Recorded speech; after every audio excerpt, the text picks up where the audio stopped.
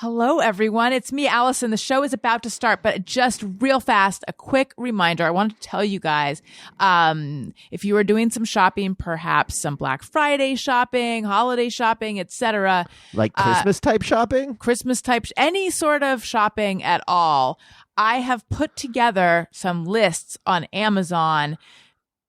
Lists with things stuff on them? Daniel, just pipe down for 1 second. Beauty stuff, makeup stuff, home stuff, kids stuff, podcast equipment, books I recommend, all of this stuff. And Daniel's stuff? Oh, yeah, Daniel's Corner, where I put stuff that I know that he likes. But Daniel has recently gotten way more involved, and he put together a special Christmas spectacular gift guide for you. You guys will not even believe it. I mean, I'm not going to tell you what's on there, but it's literally some things. Lots of things. And a whole big caption explaining his process. If you know someone who's exactly like me, they are going to love it. And here's where you go to see all of this. Amazon.com/shop/Allison Rosen. Amazon.com/shop/Allison Rosen. And we'll be adding to it. It's nonstop, you guys. Yeah. Okay, here's the show. Bye. You guys, I lied. I said the show was starting right now, but I have one more quick announcement. I'm co-hosting a new podcast. It's brand new. It's called Upworthy Weekly. I'm co-hosting it with a guy named Tod Perry, who I'm having so much fun with, although he is wrong about so many things, especially Christmas music, but also other stuff. But anyway, Upworthy Weekly, we come out on Saturdays. Please give it a listen, subscribe. If you like what you're hearing, leave us a comment, a review on Apple Podcasts. That helps out the show so much, especially because we are brand new. As I've said, between 1 and 4 times right now, I've lost track. But anyway, please give it a listen. It's a lighthearted news podcast. We're taking a look at the most popular and engaging stories from the week before that ran on Upworthy. And it's just what your holidays need. And then when we're past the holidays, it's just what that part of the year needs. It's just exactly what you need. Please listen to it. Upworthy Weekly, new episodes every Saturday, wherever you get your podcasts. And now, live from Pod Cabin in Burbank, California, it's the Allison Rosen is Your New Best Friend show. Tonight, Allison welcomes a guest. He's a writer, podcaster, and creepy reptile guy. It's Tod Perry. And she's a writer and producer and co-star of the Steve Guttenberg vehicle, Single Santa Seeks Mrs. Claus. It's Robin Shorr. Tone Zone is here to tell everyone in the world to stop being a bunch of knuckleheads. I'm my husband Daniel, saying hop on board the love bus and say hello to your new best friend, Allison Rosen. Allison Rosen is your new best friend. Allison, with her good times never end. Allison Rosen, doing the wavy pencil dance again. Allison's your new best friend. Hello, my little poppycocks. Welcome to another exciting episode of Allison Rosen is Your New Best Friend. That particular delicious carbohydrate was sent in on Patreon by Fonts Faluda. And now the first carbohydrate, or the first carb he sent in, was a nozzle bar Venture carburetor. And then he said, I think I got it wrong, because I had said, send in your carb. And Lee Bruns, who is a car guy, has also sent in names of carburetors. So you might think that I only have people who send in carbs who are fans of carbohydrates, but I have a huge gearhead audience as well, as indicated by all the gearhead jokes, which I am rich in. Anyway, I'm on Patreon. Bonus episodes of The Friend Zone. If you're at the $10 level, you can text me. I text you back. I text updates, all sorts of fun stuff. You can see this very video right here. This wasn't that perfect beginning of the show that you heard. That wasn't what happened in real life. You have no idea how long it took for us to make the magic that you heard. And I know that one of our guests thinks that was directed at her. It 100% was not. It was directed at a producer, and then it was directed at my husband. I did not mean for this to take a turn like I'm just pointing fingers at people. I'm just saying you get a lot of behind the scenes content. Zoom parties, you can submit carbohydrates or carburetors, you can ask questions of the guests, all sorts of fun stuff. And also recently I had a little run-in with a publicist, and I don't know if I handled it. Run-in is too strong. I had an awkward situation. I don't know if I handled it right. And I am going to tell all to the Patreon people. Yeah, but I'm not going to tell all to the everyone, but I will to the Patreon people. So that is what we call a tease. Patreon.com/Allison Rosen for the third time. Sign up for a year. Get 2 months free, 12 months for the price of 10. Oh my God, why am I going on so long about this right now? Anyway, I'm very excited to welcome everyone to the show. Robin Shorr, hello. Welcome back. Hello, thank you. I think my sound is bad again, isn't it? It sure is. Oh boy. We had really like dialed it in. You sounded like butter. You sounded like, what is like an example of the most beautiful sound? It like a harp mixed with something like a harp and an angel. And Tony, what's this most beautiful sound you've ever heard? Yes. You sounded like that, and now you don't. So, Oh, you're back. yeah, I just unplugged and replugged. Guys, I'm a technical genius, and let's just hope it stays because my USB port is doing weird things to me, and I don't appreciate it.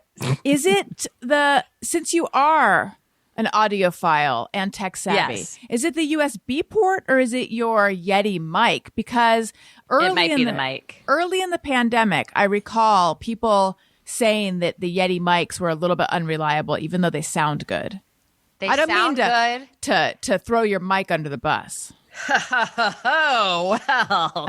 No, it's fine. I like this mic. I use it for this. It's been very reliable. And I was so proud of myself because at 5:00 today, I set up my system. I tested it. And what's happening now, it's kind of like I keep getting kicked offline. That's Yes. just basically what's happening. It's Yeah. no, you sound good now. Are you still recording through all of this? Also a good question. Yes, I am still recording. Okay, and you're seeing a signal still when you talk into the mic and everything? Just making Oh, sure. yes. Okay. Hello, everyone. Oh, hello. Hello. The pandemic has been a nightmare in terms of lives lost, but just also a nightmare in terms of having to figure out all the technology. I mean, just what, and also having to figure it out while other people wait around. And Robin, I know that you were very apologetic, and I truly did not. I think all of us at this point on a Monday didn't care at all. But I know that there are probably situations it truly was not a problem today. But I imagine there are situations where people are like, "Come on," and that just makes everyone more nervous. And I just oh, the humanity. Anyway, but here we are all now, and we all sound great. Tod Perry. Go ahead, Tony. Oh, sorry. I was just gonna say I think I'm done with it. I think I'm just gonna start showing up at your house and telling the guests too. Also, I feel like it's about time. I'll start paying you if we do that. How much? Money talks. Yeah. Well, we'll talk after the show. Okay. About that. Yeah. I mean, I hadn't considered that. Well, I hadn't either until right now, but I'm just trying to make it clear how over Zoom I am. Yeah. I know I've been very vocal about that, but I know. boy, oh boy. I know. Yeah. Sorry, I didn't mean to derail this whole intro. No, here. that's okay. Because I know that I'm revealing a little bit of the whole situation that I didn't want to reveal before. But let's just say if a publicist wants to hang out on a Zoom interview, they can't really do the same thing in real life because it's a limited number of people that can be present in real life. So that's an argument for real life. Plus, Tony pays me. So a lot of win-win. I mean a lot of little marks in the pro column if I'm doing a pro con, which my whole life I have had trouble making decisions, and people are always like, make a pro con list. And I'm like, that feels very basic to me. Like the calculus I have, you don't understand. I'm a special snowflake, and the I'm calculus crazy? and I'm doing advanced algebra when I do conversations. And then at some point I was like, maybe I'll just try a pro con list. Something so simple. And it weirdly really crystallizes things for me. I wish I had tried something so simple earlier. Tod Perry, my Upworthy Weekly co-host, welcome to the show for the very first time. Hello. Yeah, thank you so much. It's nice to have my cherry popped on this show. For a very long time, I've been familiar with everybody on here, and to finally get to do a show with them is pretty fantastic. It's weird having so many people around. Usually it's this thing where it's just like me and you and just gabbing back and forth. So it's cool to have like a whole group of people. And so thank you all for having me on. Yeah, it's very exciting to have you on.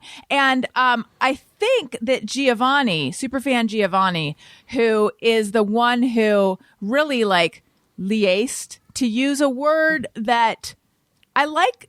I'm fine with someone being a liaison, but the fact that liaise is a verb, and I think it is, feels weird. It is. Yeah. It feels like it shouldn't be. But he liaised and kind of put us together or was a bit of a go-between for Upworthy Weekly. But I think he had been campaigning for you to be on this show even way before that, right? So he's probably very happy. He should be very happy right now. Yeah, a lot of times he was like, you should go on Allison's show. And I was like, great, I don't know Allison, but I would happily appear on her show. So well, you yes, he really did. played the long game. I did. This has been, me and Gio worked this out a long time ago. But basically, Gio was the note passer in the 7th grade classroom between Tod Perry and Allison Rosen, saying, do you want to do a podcast with me? And then I he said, sent it over to Allison. What's a podcast? You That said was the yes, tough no, part. maybe. Well, here you are. Daniel, hello. Hi. What's happening? You don't know this yet, but I'm going to put your condiment behavior on blast. I made a note in You my already phone. did. Well, no, Do that? Oh, I did a poll on Twitter, but I didn't tie it direct. Oh, yeah, no, I guess I did tie it to I did. it's pretty clear.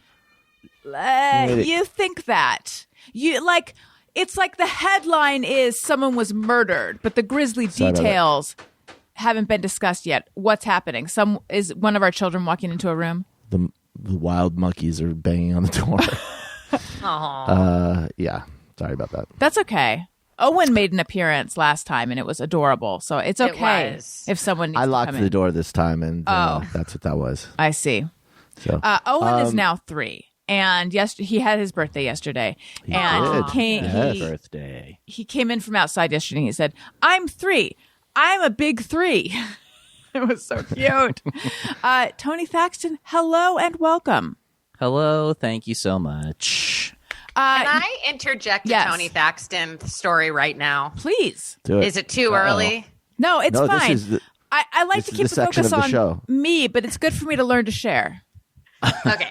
So Tony Thaxton, as we know, has a great podcast called Bizarre Albums. He has, I believe he's befriended my friend Bonnie Morrison, the world's greatest trendsetter. So the fact that she listens to it is amazing. She's the one that told you about it, She's right? the one that told me. And I was like, excuse me.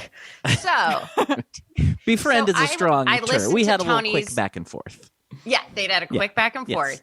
And then I listened to Tony's episode on the Ram song, Just Ram It, in honor of the Super Bowl. Yes. And right after I listened to that podcast episode, I went over to my Audible and I queued up a new book that came out by Chuck Klosterman. It's called The 90s. And it turns out that Chuck Klosterman and Tony Thaxton have the same exact voice. So when I've been walking around the street listening to the 90s, I think it's Tony Thaxton talking to me and I get confused. Their voices are identical. It's pretty Interesting. crazy. I have heard him speak. It's been a while since I've heard him speak. And no one's ever told me that before. The But cadence I like is Chuck very Klosterman, similar, so. and you're both Midwestern. So I'm just saying, I've never seen the two of you in the same room. All right. I mean, I'll take that. I'll take that as a compliment, even if you didn't mean it as one. I did. Well, thanks. I know Chuck Klosterman's wife. That has nothing to do with anything, but I just want to get into this conversation. The crazy Melissa thing is Mayers? Yes, Mertz is how she pronounces it. when I hear Yeah, Tony she's play a the writer as drums, well. it sounds like Tony Klosterman playing the drums. Oh. No, I'm kidding. But I don't even know what that means. How is the 90s? I didn't even know he has a book called The 90s, but that seems like Yeah, I something that would didn't be either. I right like up him. my alley.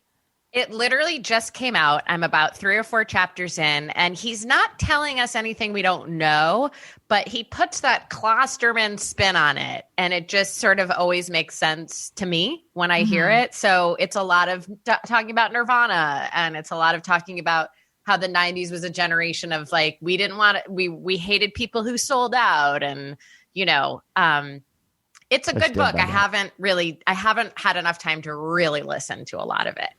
I feel I notice that, and I know this makes me sound like a very old person, but I think about that all the time, about the fact that I was raised I grew up in an era where the worst thing to be was a sellout, and Yes. that is really not a thing anymore. That it's like, if you're a band, to have your music in a commercial is great now. And to have there was an article, I think it was by Taylor Lawrence, who covers social media trends, about how people on social media are doing campaigns and acting like they have social media brand partnerships even when they're not getting paid, because that's like a sign of it's like there's a cachet to it. Right. Like they're speaking the language. Yeah, like it's like it gives you credibility as an influencer.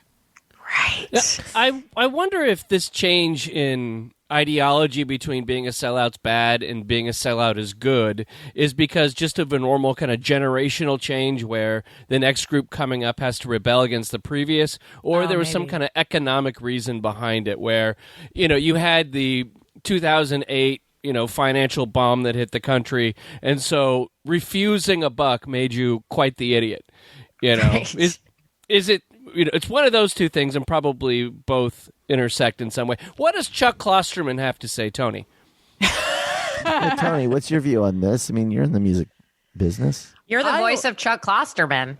I always thought that that whole sellout thing was just stupid anyway. The way I looked at it was, like, imagine an artist you really, really like, and then imagine thinking, I don't want them to make more money. I want them to stay poor. Yeah. like what? Why? What is that?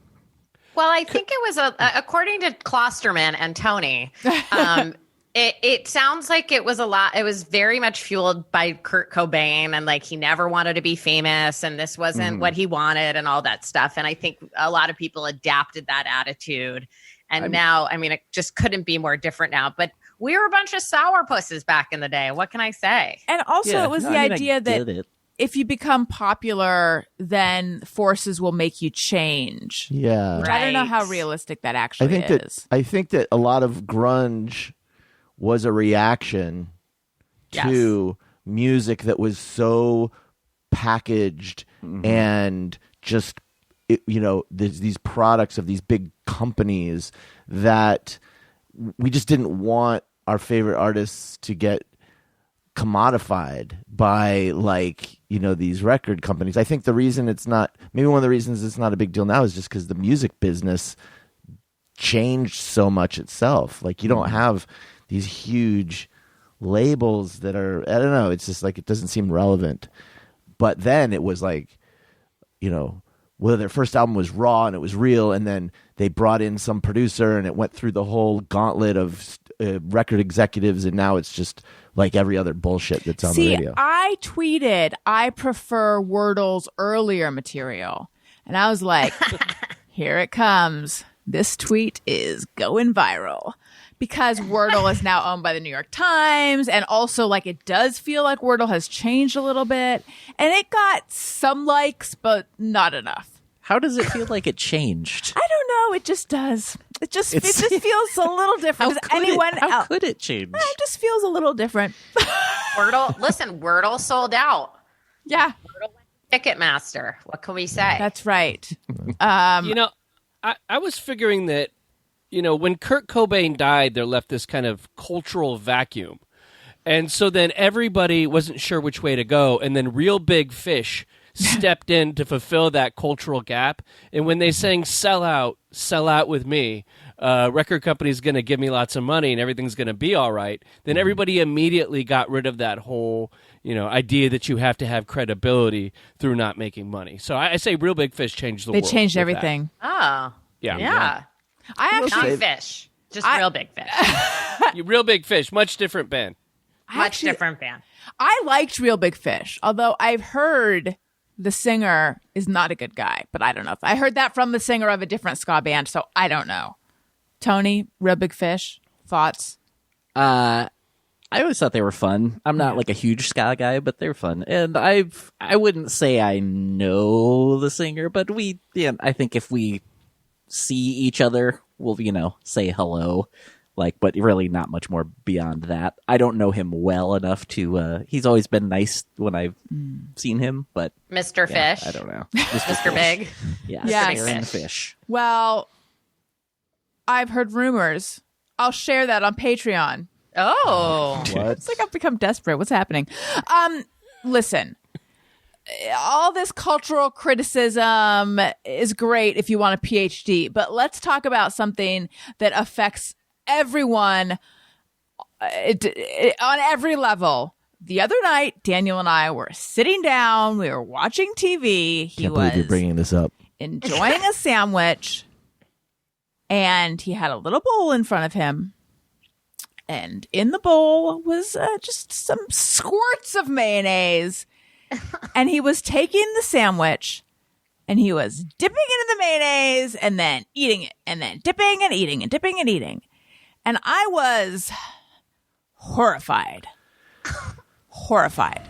I don't have a problem with putting mayonnaise on a sandwich. But something about dipping a sandwich in mayonnaise, and he couldn't understand why is dipping a sandwich in mayonnaise different than putting mayonnaise on a sandwich. It just is. Hello. So I did a poll on Twitter. Which I told you before you did the poll. What'd you Not knowing say? how it was going to go. I said it's going to skew in your favor because everyone who cares a lot about it is going to respond, and people who like mayonnaise generally, you're not writing letters to the editor, let's say, about mayonnaise. The mayonnaise editor. Mayonnaise Weekly. Well, I think you're wrong. Look, I'm a professional statistician. I said, please settle a bet between Daniel Quantz and me. Does mayonnaise gross you out on some level? 49% said yes. 51% said no. So, see, I feel like that feels fairly accurate. What was the percentage that said yes? 49%. So more are saying no, but there's still a healthy portion of the populace. This is all coming from the deviled egg queen of Orange County. I enjoy deviled eggs, yes. So I mean, what kind of sandwich? Let's temper our judgment. What kind of sandwich was it? Should I spoil? We got sandwich. subs, and the sub wasn't dressed properly. And you know what I'm saying? I'm going to be a guest on a podcast where we discuss food. So I think we shouldn't go into too much detail about Let's it. just say that it was a hot sub, so the cheese had melted. Everything was like together. So I just, instead of like prying it apart, and also we were sharing it, so it was like, this way, dipping it means that I get what I want without screwing it up for you. And Wait, we weren't sharing the This was the next day. I was done with it, I think. You weren't done with it. I don't think I had The any next day, you were still munching on it, saying, "Oh, It's better cold and other things like that. Well, I think I want a bite, but not the bite that you had. Oh, stop. Okay. Always, it's like always worried about her image. I just want to go back to one. I just have one quick question about this story. Yeah. Yeah. I want to know about the squirts of mayonnaise. Oh, yeah. You say squirts. Is it not coming out of a jar? Is it coming out of like a condiment Squeeze bottle. thing? It's a squeeze bottle of mayonnaise. We're a squeeze bottle family now. Yeah, I think that's part of the problem is that it's a squirt of mayonnaise instead of like a delightful, elegant knifeful. Look, I'm not going But to even sit here and defend. a knifeful into a bowl. Yeesh. I'm not going to sit here and defend mayonnaise as a condiment. That's not my thing. Okay. Love mayonnaise. But mayonnaise is really good. Guess what? It's really good on French fries. Everyone makes fun of the Canadians and the French. Try it. It's good. Yeah. And the great thing about mayonnaise, you can squirt it and then you put a little lemon juice in it and a little something else, and you can make a whole spectrum of different kinds of aiolis. Yes. And they're all delicious. Try it out. I think you'll like it. Put a little sriracha in there, make a little spicy mayonnaise. Put you know what I'm saying? This woman will eat literally 5 dozen deviled eggs. She eats hard-boiled eggs. This is disgusting. Those are great. Gross. Those She's are looking at her perfect. They're nose. like power pellets. You just shove them in your smell- mouth and go. Mayonnaise doesn't smell It like does. someone farted into your mouth. It tastes good. Okay, fine. Robin, we're coming around for you because I already heard that you love mayonnaise, and I've got some questions. Todd, mayonnaise, Okay. what say you? Oh, I'm a big fan of mayonnaise. Oh, wow. And actually, my wife gets angry sometimes about the amount of mayonnaise I'll slather onto something, especially when we're Chicks, going- am I right, Todd? That's right, chicks, man. I'm all about the artichoke artichoke in mayonnaise. Oh, yeah. You know, a lot of people want to be bougie and go with the butter and the garlic and prove that, they have a master's degree or whatever. Yeah. But I like to go straight with a little salt and pepper on the mayonnaise and just scoop it up and let the artichoke be like a shovel to bringing in the tasty, delectable mayonnaise into my mouth. Nice. Like that. I think eating an artichoke is bougie to begin with. I'm not saying there's anything bad about it. I'm just saying I In don't Italy, know it's that. peasant food. Look, when I was a kid, I used to eat artichokes and dip them in mayonnaise. And then as I got older and I developed my refined anti-mayonnaise palate, again, I'm okay with it in certain situations. I was like, oh, I can't believe I used to dip it in mayonnaise. Ick. I'll even take chicken breast, slice it, put a little mayonnaise on it, dip it in breadcrumbs and a little seasoning, and then fry it. Or put it in the air fryer. It's not a taste thing. It is a fear thing. It's like it in the words of our son, it icks me out. Tony? Not a fan-aise. Oh, No. thank you. Finally. Boom. End the Finally. segment. But are you okay with it in a sandwich? Are you like me where like I just don't want to know about it? Yeah, kind of. Like if I get something and it happens to be on there, as long as there's not a ton of it on Right. there, I can deal with it. Yeah, It's just but like I don't seek it out. What about Yeah. aioli? I actually don't. I'm way. For some reason, I can handle that much better. yeah. But what's weird is I like eggs, I like oil, like the ingredients in mayonnaise are fine. It's that distilled vinegar I think that just puts it over the edge for me. I think actually homemade mayonnaise I might be okay with. I don't know. Robin, defend your devil's condiment. Well, I use in the home. I use something called veganaise, which doesn't have like any eggs in it. And I was a vegan for a really long time. I am certainly not anymore. I know. But the thing about mayonnaise is it's like a friend who you don't think about, and then the friend goes away, and you're like, "What's missing? I might miss that friend." Like it doesn't crystallize until it's gone. The taste is so different. But if people get eked out by real mayonnaise or icked out, as your son would say, I would say try veganaise. I'm not saying it's the greatest condiment in the world, but it is necessary. Now, in flavor, how does veganaise compare?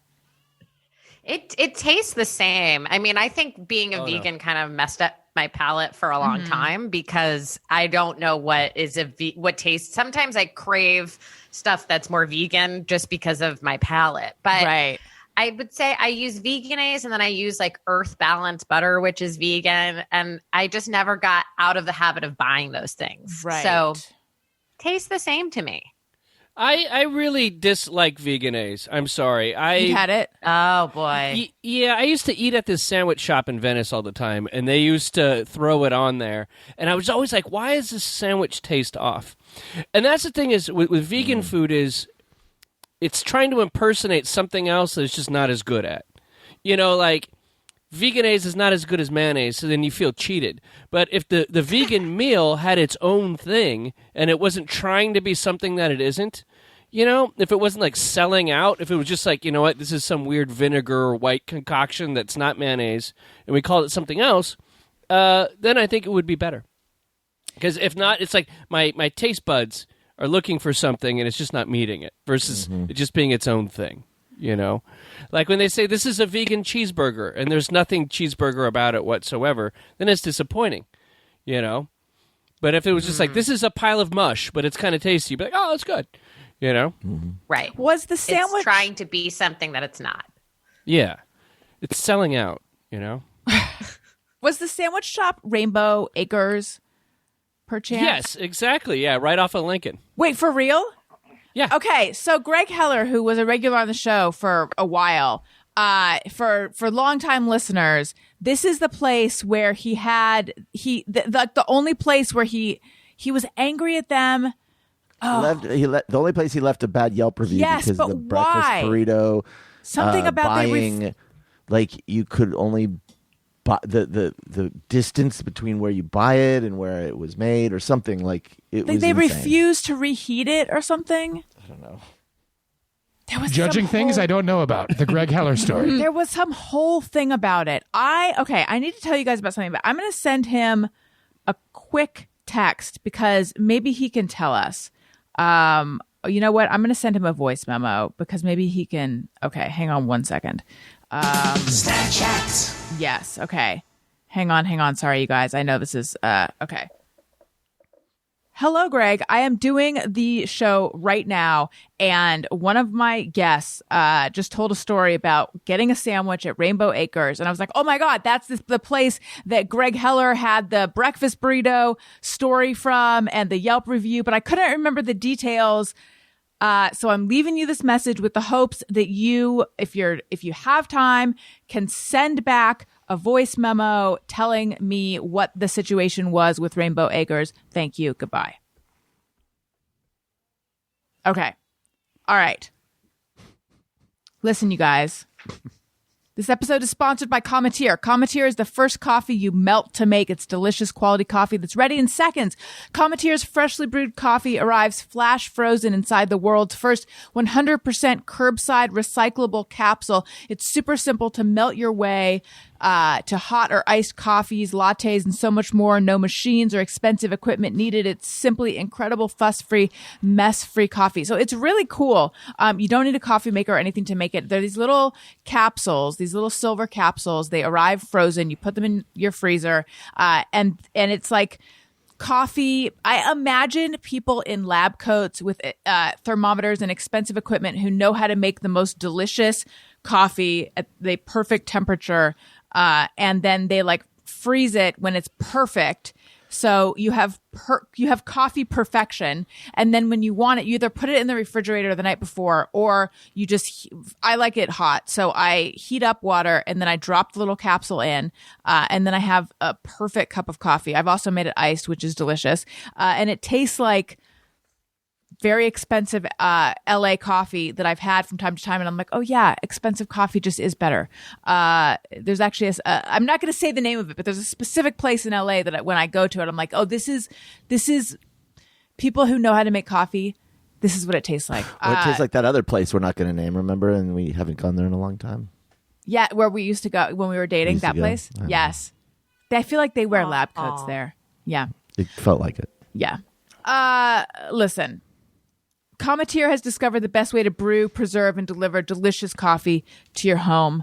Unlike other pods, Cometeer's capsules are 100% curbside recyclable. It's so good. They bring you the best coffee on the planet. It's incredible, but don't just take my word for it. Experience it for yourself and try the coffee you melt to make, brewed exclusively in partnership with award-winning roasters. And we've got a special deal for you. Save $20 off your first order when you sign up at cometeer.com/bestfriend.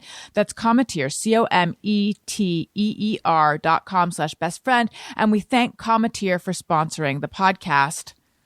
I also want to tell you guys about Fabulous. Creating goals and habits always feels great when you first start out, but trying to stick them into your already busy daily routine, well, that's another story. For example, I would like to wake up earlier, and I can start doing it like a little bit, and then I backslide because I just want to hit snooze, because those 9 more minutes of sleep, and then another 9, and then another 9, and then another 9. It just feels so good. Whereas waking up, it's just so painful. And Tony and I got into a little tiff over the pain of taking a shower immediately upon waking. But that's a story for another day. If you're like me and need that extra coaching to keep you on track, then it's time to try Fabulous. Fabulous is the habit building app that gives me the tools and skills I need to find healthier, more productive, and to be healthier, more productive, and fulfilled. Fabulous helps me drop bad habits while helping me build new, healthy ones that stick. Unlike other wellness apps, Fabulous takes a holistic approach by focusing on self-improvement, mental and physical health, mindfulness, and productivity to build a daily routine that works for me and my lifestyle. Fabulous uses behavioral science and breaks down those scientifically proven healthy habits into a daily routine of very small tasks that I can easily achieve every single day. And to keep me on my toes, Fabulous offers dedicated programs and challenges to adapt to your needs. Start building your daily routine today with Fabulous Premium. Get 25% off Fabulous Premium by going to thefab.co/bestfriend. That's thefab.co/bestfriend for 25% off Fabulous Premium. Thefab, THEFAB.co/bestfriend. Okay, so I'm starting to feel attacked, by the way. all right. Oh. Let's get into this. Between the shower in the morning tweet, you blame the technical problems on me at the beginning. Last week, you tweeted about calling me out, saying I'm a liar, basically, about not knowing how to date. And just like, it's just nonstop attacks lately. Oh, yeah. So you were a guest on the show. Jeff was producing the show, and we had Arden Marine and Rob Cohen, and Jeff and Rob have the Bad Dates podcast, and we were talking to you about dating. And Arden, you're friends with Rob Cohen. No, I'm not. I know who he is. Okay. I've met him a bunch. He's great. Got it. And Arden is friends with him and has been a guest. And Tony was claiming like he has no game dating wise, and I was just saying I don't believe you. I feel like that's flattering. Yeah, but you're also calling me a liar. I just think you're a liar. So you're saying that the lie is that you do have game or you don't have game? The lie is that he doesn't have game, because really I think he has some game. Got it. His game is that he doesn't have game. He got game, or does he? I mean, I don't know. I just suspect he has a little bit. But anyway, let's get to the meat of the matter. Okay. Tony wakes up, goes straight into the bathroom, takes a shower, and then puts on shoes. Every day. Well, and clothes also. Just shoes. Just shoes. That's what they called him in college. Just shoes, Tony. Just shoes. No robe, just shoes. Yes. Okay. So I'm really leaning hard into sloth. And even though I know that taking a shower does wake you up, it just feels so violent to get wet right when I wake up. And so I really am I like to just laze about drinking coffee till I am forced by life to take a shower. So I tweeted, what? I'm fascinated by you calling it violent. Violent. Having to take off at this point, I'm either wearing like a nightgown or just pajama style actual clothes, but they may as well be pajamas. just taking them off, getting all wet, forcing myself to wake up. There's a violence about it, Tony. You don't want to admit it. You're turning your back on the violence. At what point do you decide not to take the shower and then just go to the dry shampoo? Like, is there a point where you're telling yourself, you know what, I'm going to shower today, and you're really talking it up, and then you go, I'll just hit the dry shampoo and call it a day. Right. So today I ran out of time, so I dry shampooed, but I did take a shower. And then I was like, what's happening to me? But with the caveat that like tomorrow morning, I will wash my hair.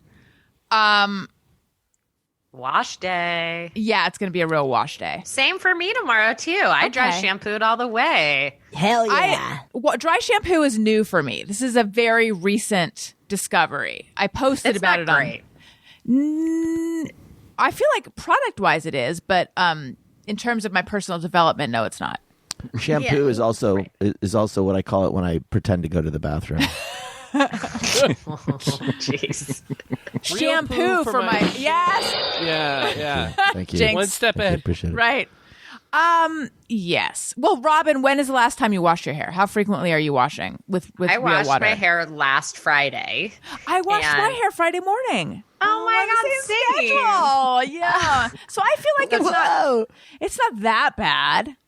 But it's not that Mine good. isn't that bad, although I had to put in a side pony because I didn't know what else to do with my hair tonight. But I was, it takes it. What I feel about the dry shampoo is that you have to commit to washing your hair the day after you use it. Yeah. Because I feel like it's just like a stay of execution. Yes. It's like it's pressing snooze. It's pressing snooze on your hair. And some people love it. I went out on Thursday night for dinner with old friends and I thought my hair looked disgusting. And people were like, your hair. So I don't know what people are seeing, but sometimes the dry shampoo gets a lot of compliments. Yeah. I just think the texture of your hair starts to get a little gross. Mm-hmm. So you have to wash right after. So I discovered it maybe like a year ago. And I used it, I don't know, there was a week where I used it and I was like, oh my God, this is amazing. And I used it, so my friend Bill has a show on Compound Media called Morning with Bill and Joanna. And they record at 10 a.m. on the East Coast. So it's 7 a.m. here, which is just painfully early. I think as indicated by my finding a shower in the morning violent, I'm just not a morning person. So it's so early. So I was like, I'll just use my dry shampoo. And I thought it was fine. And then I saw a clip and I was like, oh my God, I cannot believe I went on. Even I don't know how many subscribers they have, but I cannot believe I allowed anyone to like, I've never seen my hair look more disgusting. It was so, I should have been executed. It was so gross. I've never seen my hair look so obviously dirty. So then I was like, dry shampoo is not for me. And then I recently revisited and somehow this time it seems to be working for me. I don't know. But anyway, back to, okay. Where do you guys fall on the Tony Allison spectrum? Tony being shower immediately plus shoes, Allison being I need 2 cups of coffee and a reason to shower. I'm going to go in and I'm like an hour in. Like I'll wake up, maybe look at the Twitter a little bit, see what's going on in the world, maybe do a little bit of work or screw around with some side projects. And then I start feeling like an oil develop on my body. Mm-hmm. It's like almost, I'm like, oh, I feel kind of gross and I need to take care of this. And it's maybe just my body replenishing its own oils from being overly bathed. And then I jump in the shower, and then it's time. It's like my body kind of naturally tells me. Yeah. The funny thing is that the work that I do before showering, I'm aware is fairly used. Like on Upworthy Weekly, we were talking about the noise bottleneck, which is that brain fog. It's that that concept, it's that losing my train of thought. It's that I cannot think of the word, but it's the, not concept.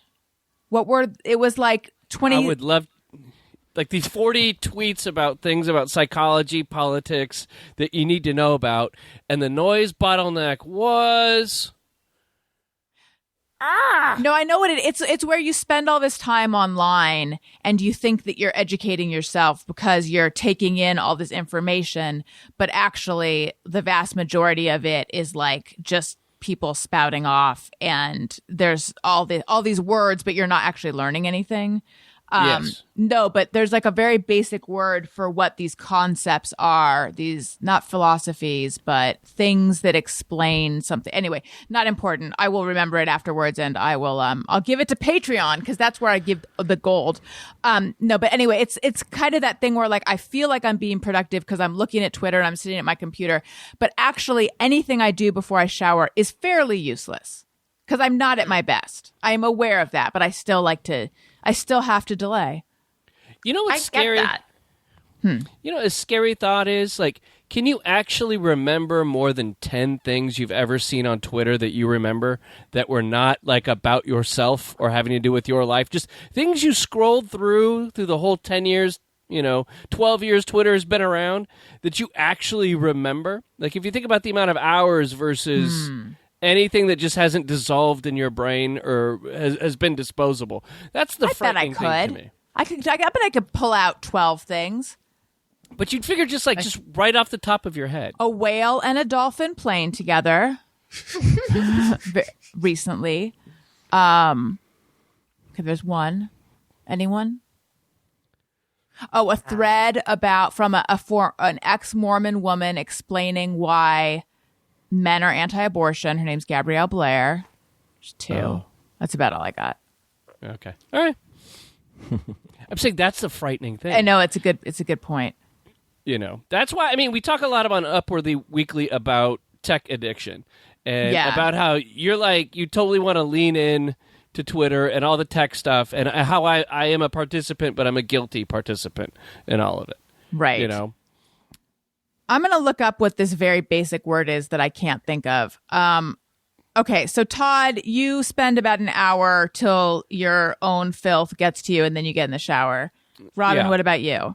I fall somewhere between Tony and Allison because it depends on the day. Literally everybody does. Yeah. I'm not. That is so true.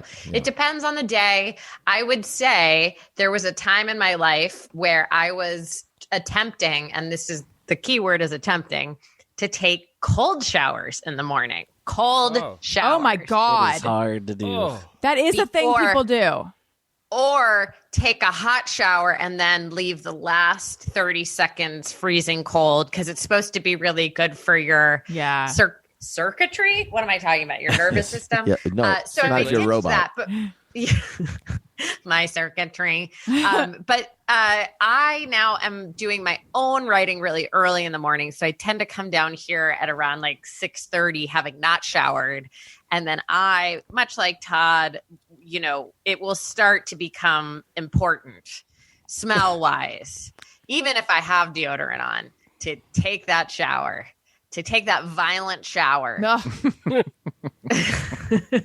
So yeah, I do think there is something to taking a shower first thing in the morning, as much as you may not want to. But I do believe perhaps in the future, maybe you could program your shower to turn on right when you wake up so you could just walk in. I don't want any part of that future. No, I know. That's a good idea. Okay, so the word I was going for that means concepts was concepts. Oh, yeah. What a concept. I know. Daniel, I live with you, but where do you put yourself? Well, when I'm working remotely, and by remotely I mean working at an office, which is the opposite of working remotely, I, get up, immediately take a shower, and it is a great way to get up in the morning because it wakes you up and you feel better, and it's like it gives you a little extra boost. But since I've been working from home, I've gotten out of the habit, and I'm not saying it's better this way, but it's certainly lazier this way.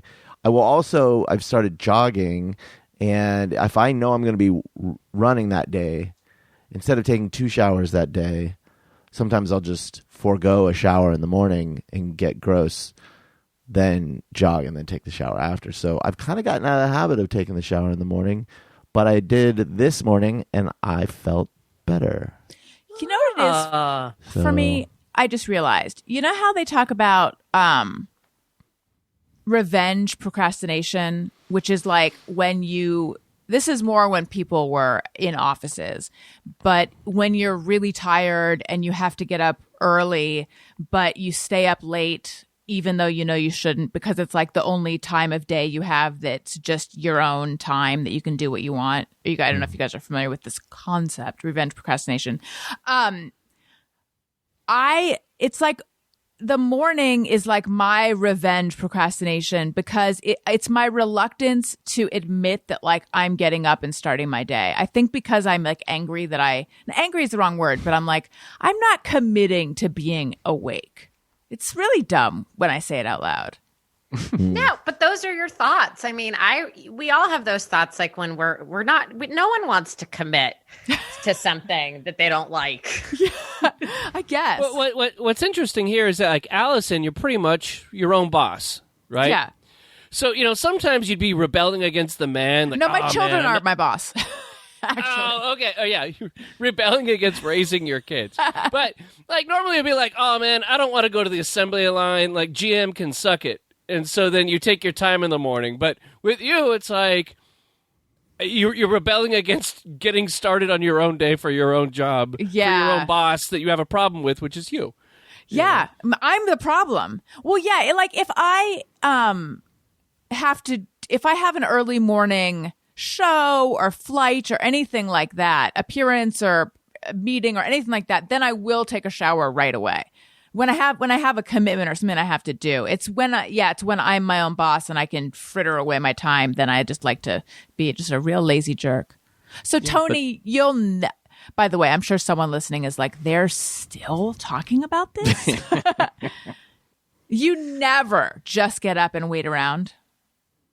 I'm not going to say never, but it's extremely rare. There was a time I need to get back into jogging. I truly hate running, but I was doing better at doing that. You know what I'm trying to say. You can say that. I would sometimes I would put it off so that I was not, because I was just going to run first thing. So then I'd wait. And every now and then, but it's pretty rare. Like it might just be like an emergency situation or something went wrong with some work I had to do or something, and I realized. And also, I'd like to clarify, I'm not like opening my eyes and like immediately getting in the shower. There's some like looking at my phone a little bit in bed, and then, I'm a nice father to my beefy boy, and I let him out and go pee, and then I go shower. My beefy boy. You mean your dog, right? We'll see. We don't know. We don't know. This is the part of the Tony Thaxton mystery. Is he Chuck Klosterman? Is he a beefy boy? We don't know. Is it a tortoise? It's not a tortoise. I can confirm no tortoise. We don't know that. We could have been bros, Tony. We could have been bros. Robin, Yeah. get this. Todd and Tony, get this. I already told Daniel. Todd has 2 tortoises, and we had been doing a show together for quite some time. Not that we haven't been doing the show together for that long, but like long enough that you'd think I would have known he had tortoises, but he had been hiding it because he didn't want to be creepy reptile guy. Wow. Now, Yeah, Todd, do you live on where are these tortoises? What's their habitat? Good questions. They have, like, kind of during the winter when it's a little more cold and they're not very active, they have like a pen on the side of my house. And then when it's warmer or like a couple times a week, I take them out of the pen, and they have like a large like foyer yard in the front of my house that's walled off. So the African sulcata, Charles Woodson is his name, but now it's Charlie Woodson because I realized that Woodson is in fact a female. And then Kingston, who's a little bastard, who's a little leopard tortoise, African leopard tortoise. So yeah, they hang out. They have a big area to sit and roam about and poop and eat my lawn. So Wait, how big are they? one is about. I'm doing it with my hands. One is like the size of like if you cut a basketball in half, that would be his shell. That's the big one. Charlie Woodson, and then the other one's about a third the size, and Charlie is the larger of the two. But Charlie is going to be the size of like a trash can lid, so we've got to make some kind of accommodations at the house, for in 20 years when that happens. Wait, how did you figure out Charlie was a girl? When Kingston was really trying to get at her. Like it was the little guy. It was like if you had Sherman Helmsley, trying to get on a 6'8" woman. Kingston was just really trying to get at her from behind all the time because that's how tortoises make love. And then we realized that this was the sexes were revealed. And then also Kingston has a very large penis for his size as a small tortoise, and Charlie has too no much penis. information. Sorry, hey, you guys asked. How do you know what's the sex? And I want to tell the listeners out there, if you don't know who Sherman Hemsley is, Google it, because you bring up a great man who is extremely talented and did like to jump on tall, larger things than he did. That was part of his shtick. Yes. Hence why I went to Sherman for the reference. Also, I heard, wasn't Sherman Helmsley into men? Yes. And Yes. But couldn't your turtle be into men? That's what I'm wondering. Tortoise, excuse me. No, I mean, Kingston could. He doesn't really have the option because there's not another man around. Todd. What I'm saying is no, but just maybe I'm missing something. If Kingston is mounting Charlie, does that necessarily mean Charlie is female? Well, no, only because after I really started investigating the situation, there has never been a penis that has come out of Charlie. Oh, I see. And maybe she's just not aroused by the littler Kingston. I see. But even when, sometimes you'll put him in warm water and the D comes out. Got it. This is just a penis man. Oh. It's I don't get to use that one very much. No, I don't even remember why I said that. The penised man, Kingston, and the non-penised Right. Charlie. Got it. So it's a lack of evidence of a penis that's making you think Charlie is a lady. Yes. That's Got it. After 8 years of never seeing the penis. Right. I mean, there could, even, anybody at a certain point is going to get an erection. Just, if it's morning wood, if Charlie wakes up in the morning, then we'd see it. But it just hasn't happened yet. So I feel like with all this evidence, I can guarantee and say that Charles Woodson is a female. I've never seen a tortoise's privates. Yeah. It's, Who else has a tortoise? Who? I don't know if you've had her on the show yet, but America's favorite actress, Kelly Martin, has a tortoise in her backyard. You know her from Life Goes Becca. On. So she and Chad Lowe were supposed to come on the show. She had to reschedule. And then she was like, I'm so sorry. Something just came up tomorrow. I can't do it. Could we reschedule, or just Chad could do it tomorrow? And I'm like, oh man. No. I used to have the biggest, when I was young, I had the biggest crush on Chad Lowe. And I'm like, sure, what to do here? Because part of me goes, have Chad Lowe solo, and then have Kelly Martin solo, and then have them together. And then somehow I've got 3 episodes out of this, including with my childhood crush on Chad Lowe. But if I was going to have just Chad Lowe, then I needed to prep sooner. So I was like, honestly, I could go either way, which is better for you. And she's like, we would love to do it together. So we are going to reschedule. So I have not had her on yet, but now I know to talk to her about tortoise privates. Ask her about her roaming tortoise that I have no patience for. She has just kind of like... Do you have to have patience for a tortoise? I mean, I guess kind of like by definition you do. I believe last time I was at her house that I was eating a sandwich outside and I didn't want a tortoise to walk by me while I was eating my sandwich. Mayo's fine. Vegan A is fine. Don't throw a tortoise into the mix. So she has a lot of animals out there, and one of them is a giant tortoise, and I find it unsettling. But Sorry, I didn't mean This to cut you gets off. to the crux of the problem with me and Allison is she was so mad that I did not disclose the fact that I had the tortoises. But look, we have here someone who finds the presence of a tortoise unsettling.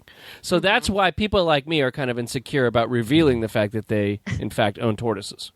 But you, like, sorry, I'm a professional. I need to pull it together here. Okay, there's a lot happening. Robin, if you're eating your sandwich, is the tortoise like trying to get a bite like a dog, or just like slowly walking across the lawn far away? Because that's what I'm imagining. Are these tortoise like geese? Well, the tortoise is definitely not trying to get a bite, because I would run and the sandwich would fly in the air and I would jump over a fence and leave. But it's the slow crawl sort of in the distance. And I know that they don't mean to seem sinister in their slow crawl. Oh my God, Todd, you're right. But I always think of, and I think of that iconic scene in Breaking Bad where Danny Trejo's head was on the top of the tortoise. So you're kind And of a tortophobe. I might be a tortophobe because of that scene. So then when my friend Kelly has a tortoise at her house, I'm like, where's Danny Trejo's head? Are we going to do this whole thing or not? I see. Let me real quick. You know why that scene was disturbing? And it wasn't because they exploded a tortoise, which was sad and violence against tortoises. The problem was they were in New Mexico in the desert, okay? And what doesn't exist in the New Mexico desert? African tortoises. And this was an African tortoise that they put Danny Trejo's head on. So, of course, I was sitting there and I just totally called BS. I screamed to my wife about it, which she didn't care. And no one listening right now cares. But I noticed that on Breaking Bad, Vince Gilligan, genius, yeah. But he doesn't know his tortoises or his reptiles. So You should have been the tortoise rep. Although you I should think have been the tortoise guy on set. That's right. Yeah, I'm sure that's union, right? I'm sure I could get like at least $200K a year working maybe 30 days being a tortoise guy. Although I feel Tortoise like we handler. found your tortoise's Halloween costume. Yes. Oh my God. Have you ever dressed Oh my them God, up? that's really funny. You have to do that I've with yet the to dress actual them head up. of Danny Trejo. Yep. Yeah. Why? Do you not feel like they would enjoy hijinks and shenanigans? They Well, just enjoy because sex. They just don't like Halloween. no, if I take him out in public, they're going to creep everybody out, as said. You know. I don't know if I agree that people are creeped out by tortoises. The only thing creepy about a tortoise is that they're going to outlive you. Yeah. You know, it's like having a pet that outlives you. I don't know about that. Yeah. It's like I'm making a wild assumption about my own health. But it disturbs the power balance a little. Yeah. You know, What do we think these tortoises have seen throughout their long lives? You know, they've seen a lot. a lot. How old were they when you got them? Do you know? Oh, they were hatchlings. So they basically just seen me drunk pee on the lawn at night. You know, he's coming out. He may urinate. You know, a lot of naked meditations. I thought you just meditate in your bathroom. Well, I have before like done a nice like shirtless and short shorts meditation on the front lawn, and then the cleaning lady walked into the front lawn and caught me, and it was like the most embarrassing thing ever because I was meditating, which again I might be a weirdo meditating with tortoises, and then she walks in like what the hell does this guy do for a living? He's just sitting here meditating on a Tuesday, and I was just taking a break, you know. Yeah, in your shorts. That's right. Getting a little sun, getting some vitamin D on my back. Solar therapy. That's Yeah. right. Listen, speaking of life and stuff, look, I'm the queen of segues. Even the queen of segues, not everyone is going to be 10 out of 10. No, this one, speaking of life and stuff, is a 10 out of 10. this one I might have dipped to 9.8. Look, if someone I want to tell you guys about Policy Genius. If someone relies on your financial support, whether it's a child, aging parent, tortoise, business partner, you need life insurance. Life insurance can give you peace of mind that if something happens to you, your loved ones would have a financial cushion for rent or mortgage payments, loans, education costs, and everyday expenses. Policy Genius is your one-stop shop to find and buy the insurance you need. I love Policy Genius because they've helped make life insurance insurance shopping simple and found the perfect policy for us. You just click the link in the description or you head to policygenius.com and answer a few questions. In minutes, you can compare personalized quotes from top companies to find your lowest price. The team of licensed experts at Policy Genius will help you understand your options and apply for the policy you choose. Policy Genius team works for you, not the insurance companies, and you can trust them to offer unbiased help and advocate for you at every step until you're covered. They don't tack on extra fees. They don't sell your info to third parties, and they have thousands of 5-star reviews across Google and Trustpilot. Head to policygenius.com to get your free life insurance quotes and see how much you could save. And we are back. Let's see. I'm just trying to see with our remaining time what direction we should go. So, Robin, you don't have to say if it's too early, but I'm curious what you're working on, what you're writing. Right now, I'm working on two things. I'm working on a show. I'm working on a bunch of things, but the thing that I wake up early to write is about what high school was like in Los Angeles in the very early 90s. There were floods. I had a friend die in a flood. Oh, God. Then there were fires that burned out everybody's houses. Then my parents got divorced. And then right when everything seemed like it was going to be okay, the earthquake came in 94 and everything flattened. And it's a comedy. It's just a really sad comedy just because like these natural disasters keep happening. So it's basically like an ensemble group of like I went to a super diverse high school in the Valley. And so, you know, kids came in on the bus and kids lived in Woodland Hills. And it's just kind of all about kind of this group of kids in the Valley that don't necessarily have a ton in common, but are sort of thrust together. Mm-hmm. And so that you showed us on the episode where I talked about this girl that I'd gone to elementary school with sending me that letter that I wrote to her when I was 14 and how I was just mortified at the 4-page letter. You showed us some notebooks from when you were in high school. I have them. Yes. Wait, Should Robin, how did randomly? Yes, please. Oh my God, yes. Robin, yes. wait. How did anyone die in a flood? Was it a mudslide or was it a? No. So my friend Adam Bischoff, may he rest in peace, he was riding his bike along Burbank Boulevard and his bike slipped out from under him and it went into the LA River. And then he jumped into the LA River to get his bike. Oh. No. Yeah.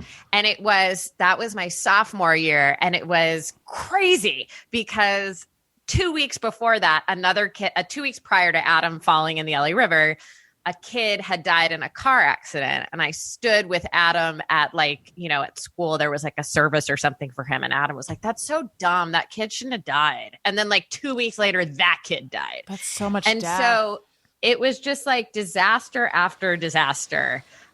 Including perhaps an inappropriate relationship I may have had with somebody on the faculty of the school. So there's a lot going on for me in high school. But it's not just about me. I'm wondering which one to read out of. Okay, I think I'll read out of this one. So these were your diaries. Today was my junior high graduation. Oh my God, June 22nd, 1990. Today was my junior high graduation. I had the best time doing my speech. I was a bit futzy in my chair because it was so hot.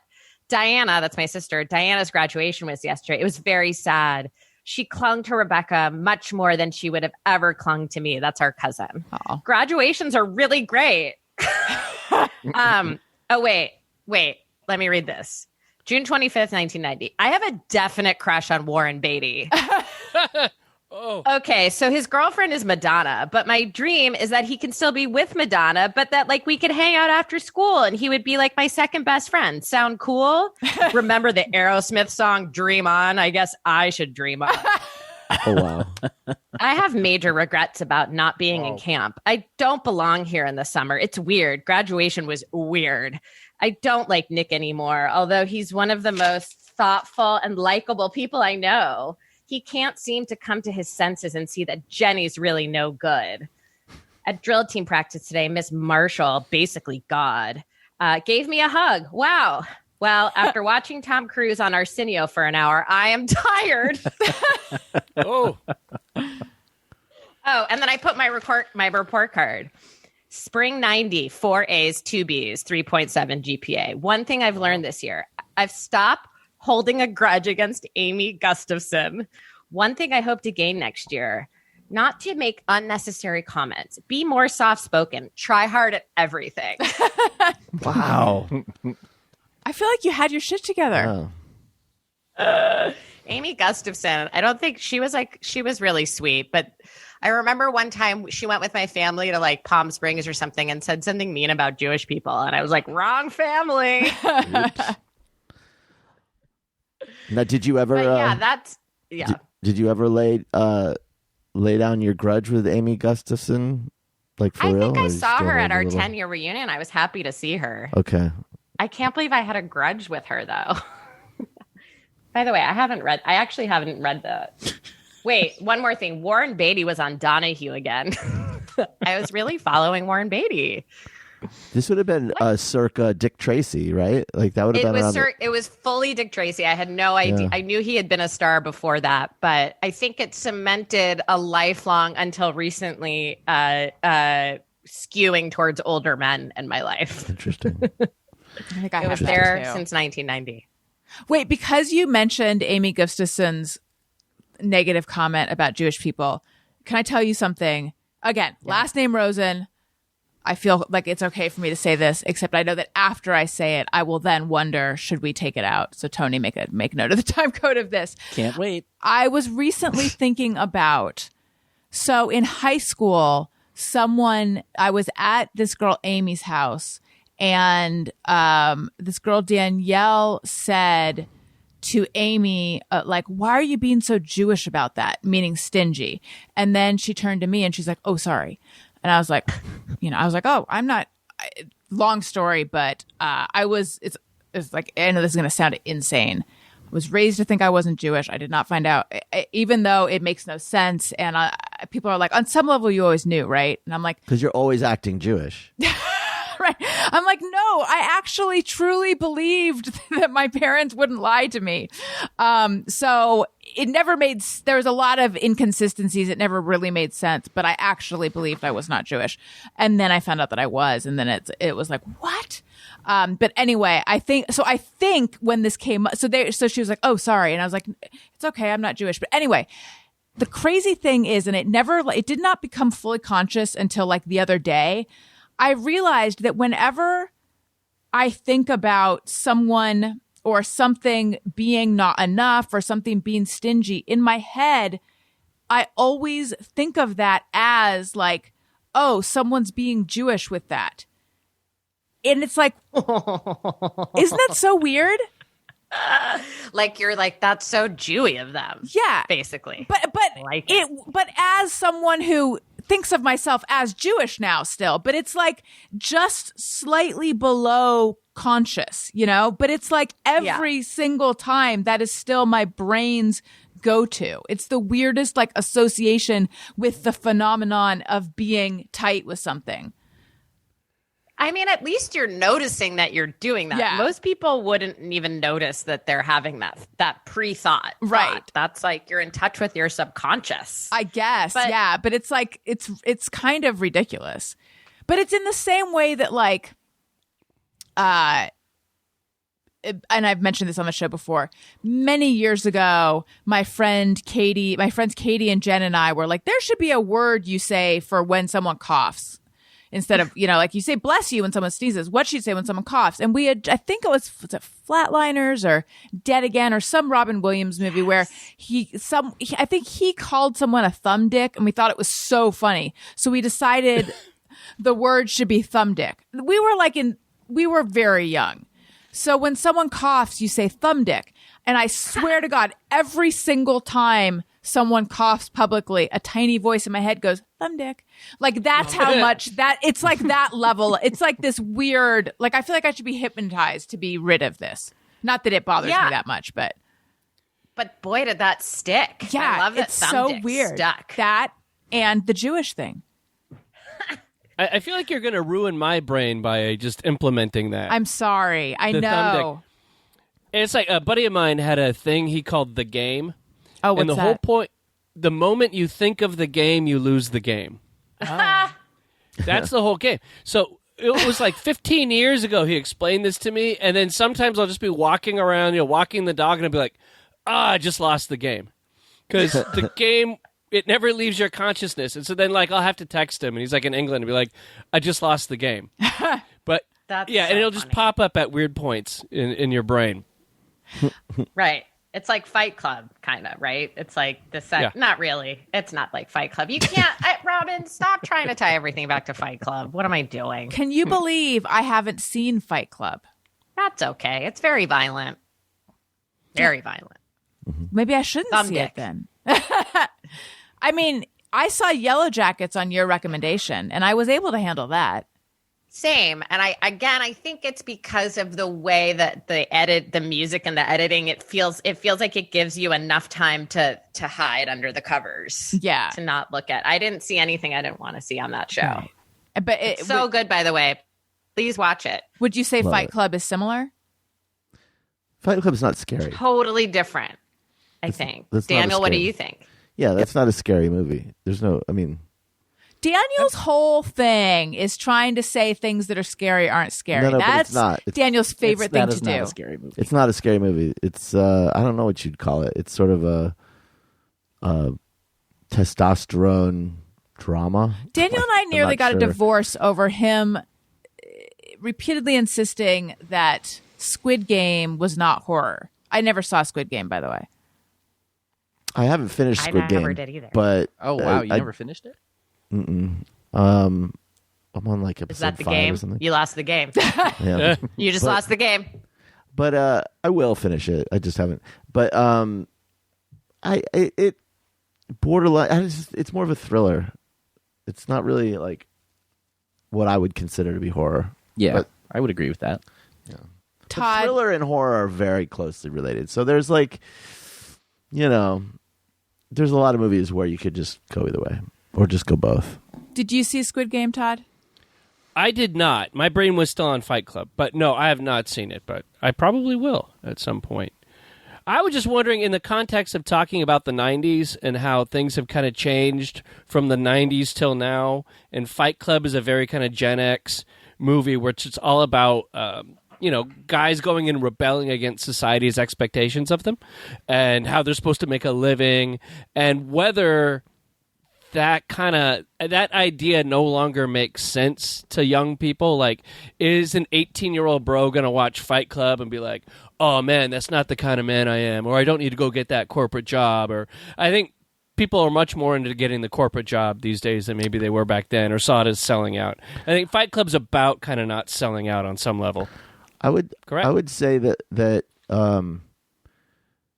our generation, that being the Gen X generation, was the first generation where there was a huge shift, where we were raised to think like you can be this way and be happy, and then there was this huge change, and we were suddenly like, when we graduated from college, there were like, the economy wasn't very good, there were jobs weren't that good, there was this loss of faith that corporate America would take care of you, that you could, and I think there was a lot of anger and resentment about that, and a sort of aimlessness that movie kind of gets at, like, what is a man supposed to be, and like that. But millennials, and especially Zoomers, never had that illusion to begin with. So there isn't a sense that they were betrayed in that way. They've been betrayed in many other ways, but not in that way.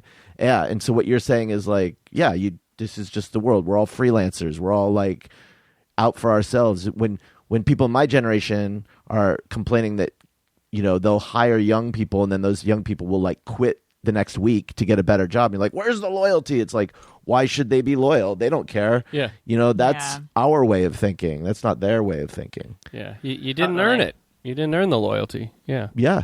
But they're not like feeling betrayed by it. It's just like the way it is. I ran a show a couple of years ago, and the thing that I found so interesting is in the sort of 15 or so years that I was just on staff and I had a showrunner, I would not ask to leave for any reason except like one day I had a migraine when I was working on a show, and I was like, oh my God, I should sit there, but with a migraine, and just like throw up in the room. Like just whatever you do, don't leave work. And what I found interesting is like these, and I call them kids just because they were younger than me, had no compunction, if I can use a big word, about being like, can I take the day off to go to a pride parade? Mm-hmm. You know, and everybody should be able to go to a pride parade. But my immediate reaction was like, I worked through migraines. Like, you know, like I would like, I remember my aunt died and I was like afraid to tell my boss because it meant I had to fly to New York and like miss a day of work. And I think the whole game has changed now where people are like, I'm taking a mental health day, which they should. I've thought a lot about that. And it's like, you know, older generations call it entitlement and like, oh, these generations are so entitled. And I have completely come around on it. And it's like, no, they are right. They're right because we do fire them. We don't take care of them. Like, why should they be loyal to something that's not loyal to them? Take care of yourself. Make sure you're happy in your life. Absolutely. Right, and go to Pride. Go to Pride. We worked so hard and allowed ourselves to be worked so hard with the idea that it was gonna like somehow be made up to us, and like it really wasn't. Yeah, and then we were found like, oh yeah, actually they'll lay off 200 people in this company just so their stock price will go up one friggin' point.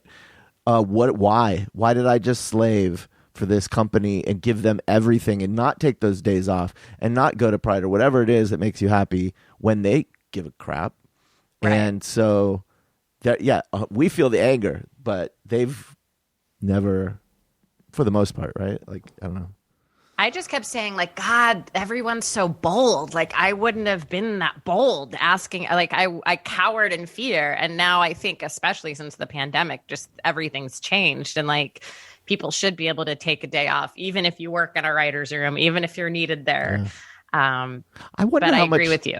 I wonder how much this is going to shift more people's thinking and stuff, too. We're still in the middle of it. But I do feel a change in how people relate to work. Yeah, you know, for sure. So interesting.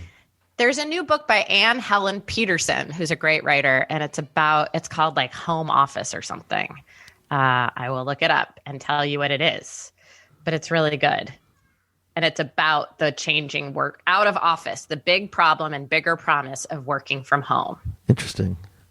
I think a lot of like we're working from home. I'm working from home now, and there's no plan to go back because we're all just fine. But if you're someone who's just entering the workforce, I think how much of my ability to advance in my career and, you know, and everything was being social, essentially just meeting people in the office. And if you're in your 20s and like you don't get that opportunity now, I don't know how I would do it.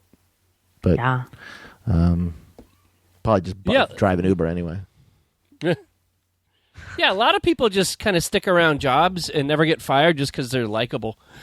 You know, that not necessarily like they're the greatest employee or whatever. It's like, they're a pleasure to be around. If I got to be here, you know, for 8 hours, it might as well be with Joe than, you know, somebody else.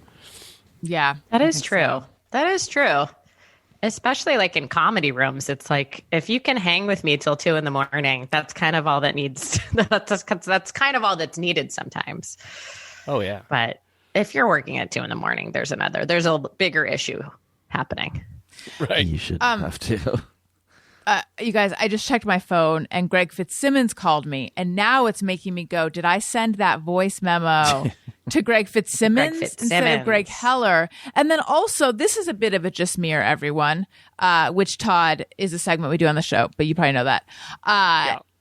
When I see that someone has called me, I'm like, oh shit. Does everyone have that oh shit reaction? Yes. Yeah. It's so I go funny. thumb dick. Yeah. Thumb dick. Jewish thumb dick. Jewish thumb dick's calling. Yeah, I find it offensive when my phone rings. Yeah. Mm-hmm.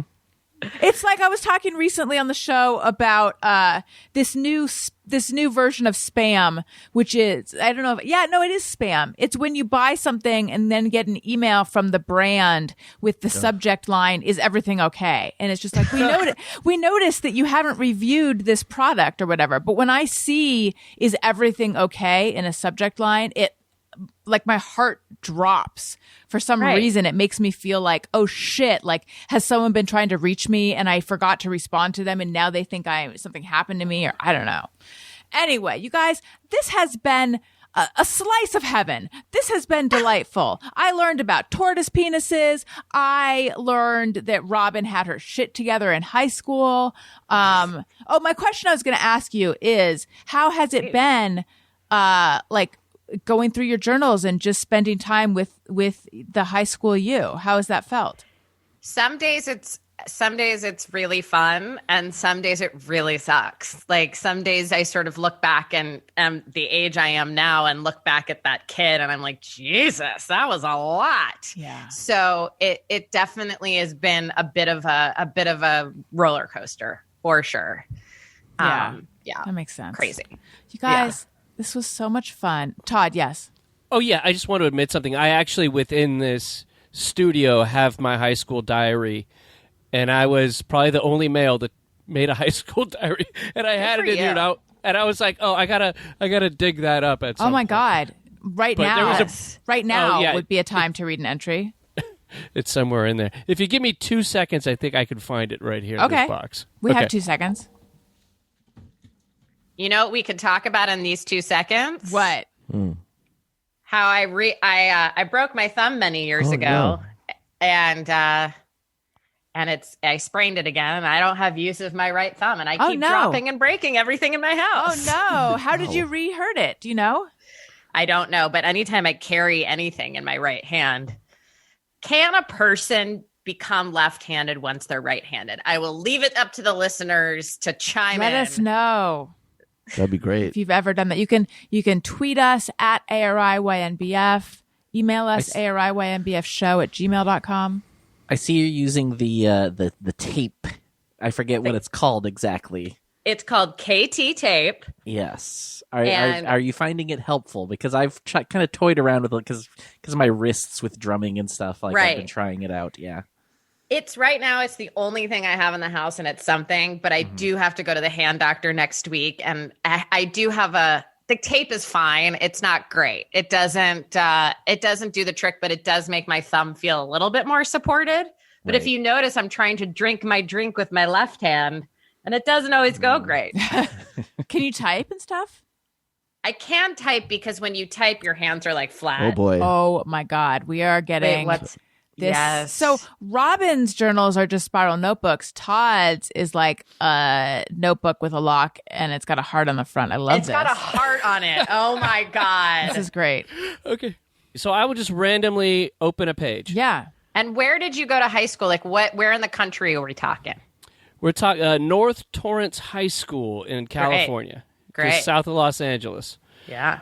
Let's see here. So I will randomly open up to Tuesday, January 24th, 1995. Amazing. When I was probably just turned 18. The day before I turned 18. Oh boy. Wow, my last day at being a kid. I'm sad. I don't want to be old. It feels like a part of my life has ended, but I don't feel any different. I guess it was an unresolved, blurry ending. I am pleased that throughout all these years I haven't changed. I've seen people go from one to the other, but I've still got the same best friend, Steve. Oh. Since first grade, William and I are still good friends after about 9 years. I always want to be in touch with my youth. Today we had play practice. I still got to practice my lines. Last time, late, and now I'm tired. I wonder if when I was young, I thought I'd be the person that I am now at this age. Am I pleased with me? Mostly yes. Things could always be worse. I love my life. I wouldn't change much.